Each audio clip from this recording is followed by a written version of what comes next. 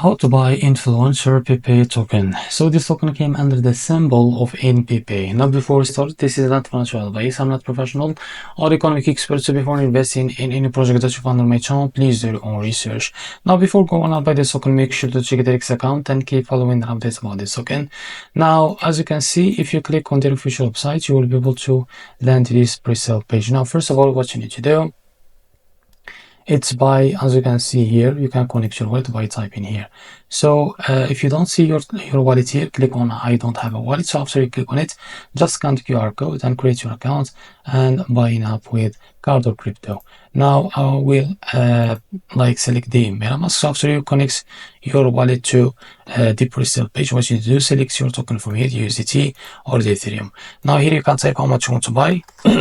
As you can see, now here you will be able to see how much you receive, and after that click on buy with BNB, and after that the pop-up will be appear here from your wallet to complete the buy process. So this is how to buy in Pepe token.